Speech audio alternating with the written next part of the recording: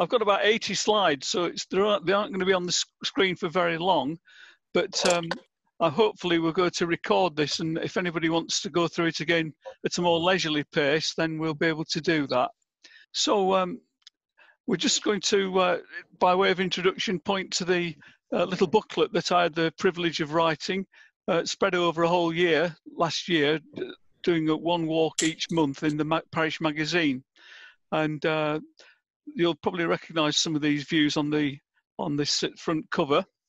But the actual route that we're exploring today starts at Colesbourne, and you'll see that sort of halfway down the screen there, sort of about halfway down the valley. And if we go on to the next slide, the Colesbourne parish is kind of rectangular shape with Marsden at the bottom right-hand corner and Upper Coverley at the top left. And so we're starting in the centre at Colesbourne village, which has got quite a long and interesting history going back to at least 799 AD. And Sir Henry Elwes tells me that it was mentioned in the Domesday book as well, but it passed through various people's hands until his family took over the estate in 1789. And very interestingly, one of his family members, Sir Gervas Elwes, was lieutenant of the Tower of London, but he was hanged there in 1615 for apparent complicity in the Overbury murder plot. So that's one for you to Google later on, if you want to, that is. And here's the Colesbourne Inn, which many of us know and love, a good landmark. And as you might expect with the vicar speaking, we're going to have a quick look at the local parish church before we get on the actual walk itself. So you probably know the way to the parish church, down that little lane. There is a sign up there. And I've got to mention that I'm not the first to have written a little booklet on the walks in the Churn Valley. And Pamela Brogan, who's the footpath officer for Colesbourne, published a little booklet a couple of years ago, which you can find in the local shops if you search hard enough for it. Now, I haven't got a drone. This one's off the Colesbourne Estate website, but it does give a quite nice view of the original house. Well, actually, the original house caught fire and was burnt down, demolished, and another one built. But down in the top, in the bottom right corner, you'll see the parish church, and in the middle at the bottom of the picture, there's the stables, and that's a ground view of the stable block, which I've always thought had great potential, but would obviously need a big investment to bring it up to standards for some sort of accommodation.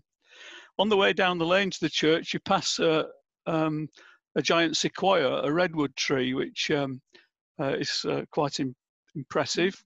And then the church itself, Parish Church of St James, has been around since the Norman period, and it's not just a building. There's quite an active social life here. We have Sir Henry throwing a party for, I think it was a harvest supper last year in the Long Room, which many of us will know. And obviously harvest's a big deal in the Colesbourne parish. And this rather fine pulpit, where I stand every so often, has been nicely decorated by Lois Newman, or at least her son, I think it was, who did that. And then every so often there's a church sort of gardening event, and we usually finish off with a drink there. The Colesbourne is famous for the Snowdrop Weekend, and that's usually in early February. It's been very bad weather the last couple of years, but several thousand people visit Colesbourne for the snowdrops. And I gather they even have coach loads from Switzerland who come to see this, probably as part of a bigger walking trip. It's been called England's greatest snowdrop garden, although I expect the Rococo Gardens at Painswick might want to argue that, and one or two others, but a very fine garden. So moving on to the next one, I hope. Yeah, there we go. Just a quick glimpse of some of the snowdrops and other plants that are around at the start of the year. And just over a year ago, we had a visit from Songs of Praise. They weren't coming to film the singing because there's only probably a dozen regulars at Colesbourne Church, but they wanted to interview Lady Caroline Elwes. And you may know this vicar on the left here, Kate Butler, who was looking forward to having a swim across the little lake that I showed you a few minutes ago once the interviews were conducted. I don't know whether she actually did that, but there are others around like Antonia Winstanley at Elkstone who've probably got their eye on that lake as well, who enjoy the wild swimming. Anyway, coming back up the lane then to towards the Colesbourne Inn, and I probably should point out the value of having a Ordnance Survey map before setting off into the Cotswolds. I know there's not much danger of death up there, even in winter time, but it's sensible to have a good map because if you rely just on my guidebook, then you take a wrong turning and it's hard to find your way back. So there's Margaret. We just walked part of the route the other day when we had all our sunshine out, and the route goes down past the old rectory, and then you turn right at the Colesbourne Inn, and a beautiful little lane goes down and over the bridge over the River Colne. It's not Colne, Churn. Sorry about that. I keep making that mistake. It's because we lived in Andoversford for a while, and that's why I keep getting mixed up. But there's my son and heir, Rob, over there. It's quite a big river at this point, and yeah, very secluded little spots, and pass by a house, or maybe it's more than one house there, quite a grand affair, and the footpath turns to the right and goes up alongside a field, and there are glimpses across through the hedge there towards Sir Henry's new house, which is in the old orchard. You can probably just make that out in the distance. Right, I must confess I don't know the name of these plants, but I'm sure somebody on the call will do. There we have Margaret in action, plodding up the field towards the woodland, and you see there it changes into, I think that's is that a public bridleway when you get a blue sign like that? Anyway, go up through the woods there. Very unspoilt and beautiful. Just the odd tree that's fallen over, because I guess the soil here is quite thin really, and the roots have trouble getting established. So these trees do tumble over, and I should have mentioned that in Colesbourne Park near the church there have been a number of trees that sadly have blown over during the winter time, and those gales we had, we seem to have one every weekend for a short period. Yes, you can see it's very secluded. If you've got we met somebody last time we were up there with a couple of dogs on a lead, of course, but very pleasant. And then at the other end of the woods, there's this rather grand entrance or exit in our case, because we then come onto a little road going up the hill in the general direction of Withington. But crossing straight over the road where these gates are, the next landmark really is a wood yard on the right, which I have seen people working there in the past, but it was all locked up the day that we went up there. And this is a private road with a padlock on it, usually a padlock on the gate. And after about a quarter of a mile, you get to this sign notifying you that it's a private road. And then if you turn immediately to the right, going up this absolutely vast field, you can see then the next shot is from the top of the hill there. You follow some woodland up the side of the hill, and then you're looking over to in the general direction of Withington, which is probably about 3.5–4 miles away at that point. Whoops, going the wrong direction. Here we are. So we're going up the side of the fence there, the hedge, And I think the field's called the 39-acre field, but I stand to be corrected on that. And another view. We came across two of the walkers, so we had to be socially distanced. I think we had about. They went off onto the track for a few seconds. It's a bit of a nuisance, but we're having to get used to doing that sort of thing.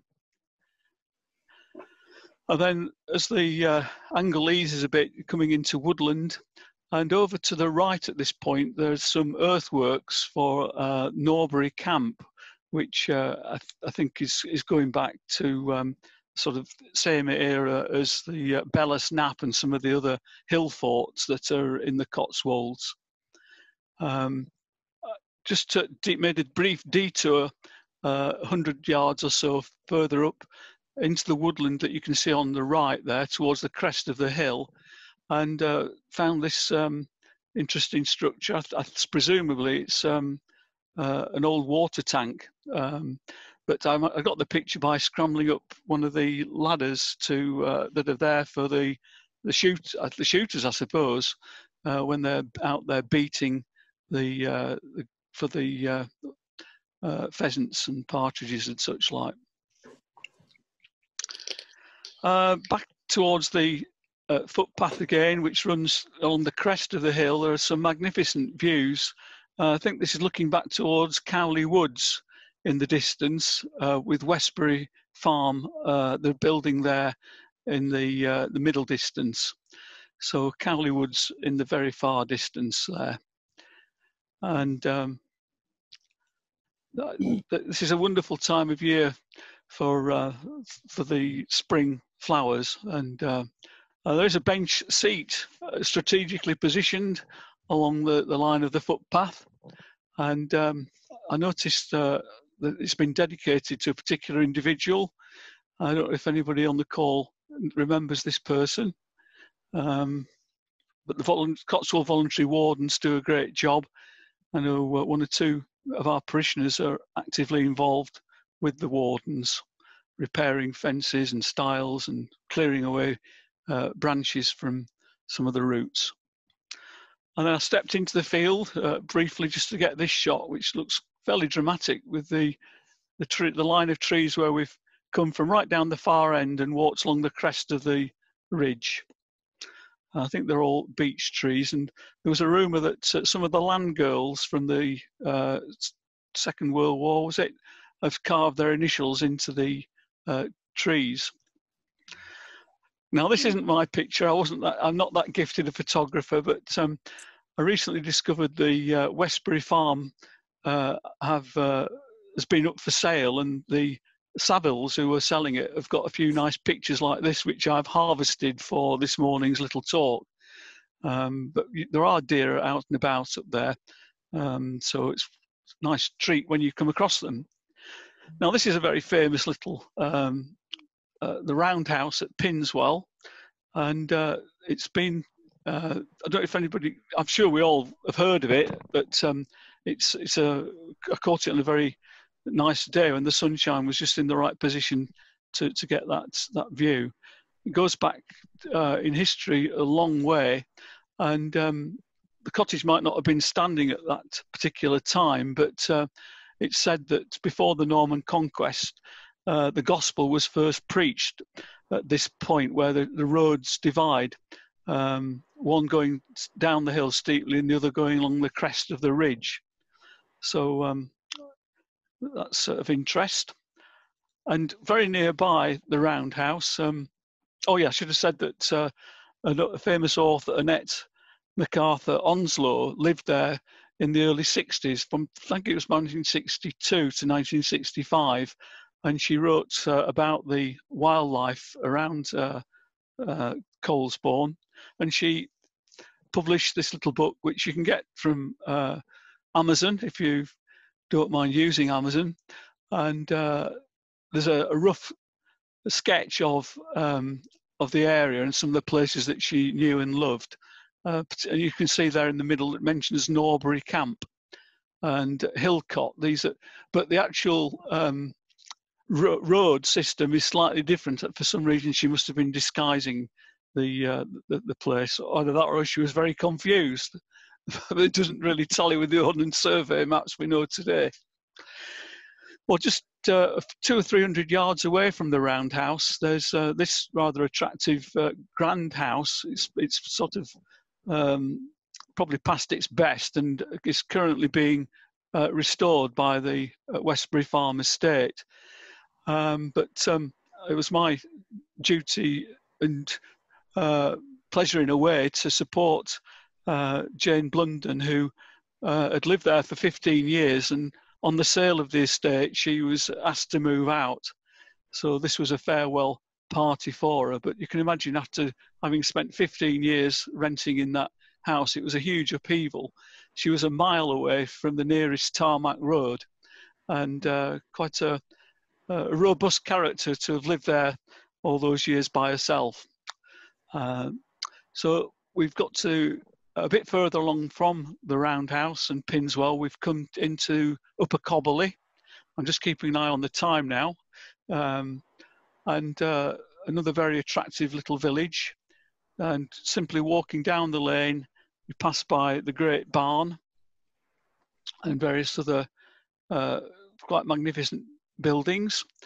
And the very last house on the left is where a track goes steeply up to the left, and this is a bridle way. I was very impressed that my son managed to cycle up that on his mountain bike the other day without getting off. As a 68-year-old, I thought it was my privilege to be able to get off and push the bike at that point. But you emerge at the top of that hill near the woodland you can see on the crest, and then there's this track which comes down gently down with magnificent views across to Cowley and down towards Colesbourne. I didn't have the presence of mind to take any pictures on that particular day, but this aerial shot shows the route quite well. And then this is much more realistic, really, coming down the track towards Westbury Farm. And I've found some quite interesting fossils up there. It's hard to imagine that this was a tropical sea millions and millions of years ago, but there are some good fossil specimens just by the side of the track if ever you are taking your grandkids out for a walk. Another view of Westbury Farm, and then the farmhouse down by the side of the road. And of course, this is normally a very busy road, the 435 between Seven Springs and Cirencester, but at the moment you could sometimes wait 4 or 5 minutes before you see a car coming any direction. So carefully across the road, noting the post box and the bus stop, and then what looks like a private driveway is actually a footpath. So you can shoot down into these grounds at, well, I've put the postcode there over the Cockleford Mill, but this is what Cockleford Mill looks like if you've not had the pleasure of visiting it. And the lady who used to own the house was the former church warden, I believe, at Cowley. And just a little bit further on, there's this little bridge across the stream. There's Margaret on I think that was taken a few months ago when it was still quite chilly. And there's a view of the River Churn. And just to the right of there, you can't see it, just around the back of that building is where the mill race and the water wheel would have been in years gone by. A steep and sometimes muddy track then leads up the other side of the river. So we're on the south side now, emerging onto the road, which goes for about another half mile or so down the side of the valley. And this is a cottage. It's called the Cottage, but it's a rather grand design. Further on, some more very nice cottages, and what's the word for it? Anyway, a place for horses to stomp around. Thank you. And the big farm at the end of the road, and now we're getting into open fields. Incidentally, just to the left at this point, I discovered a footpath the other day which goes down across the stream and ends up on the road halfway down towards Colesbourne. And you'll see there's a bus stop there. And I've often wondered, what's the point of a bus stop in the middle of nowhere? Well, it would have been for people at this farm and in Cockleford to get off and just cross the stream over the little bridge which you can find as a point of convenience for them. Excuse me. So down into another one of these gigantic prairie fields. At this point, the River Churn is on the left, out of sight.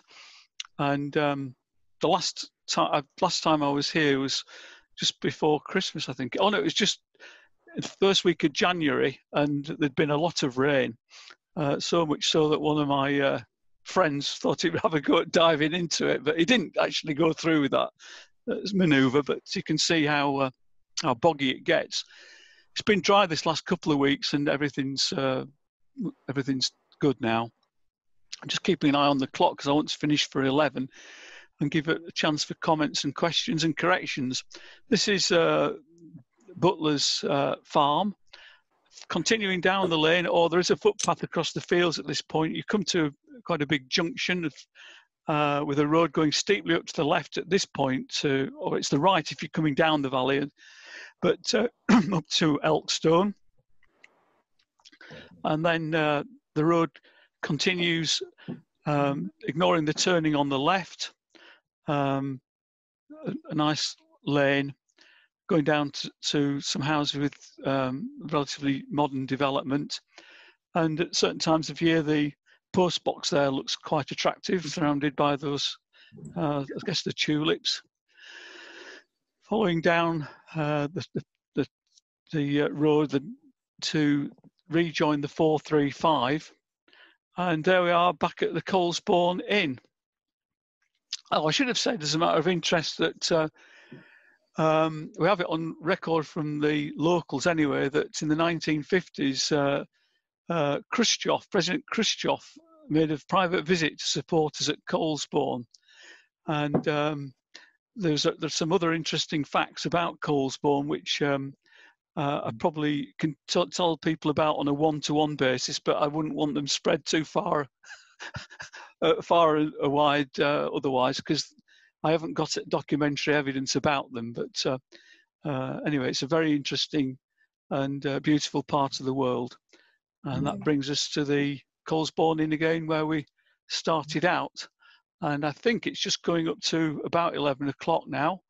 So thank you for bearing with me on that rather hasty tour of the one of the walks in the little booklet. So I hope it'll be motivate you to get out there when you get a chance to walk the route or something similar and enjoy that wonderful landscape.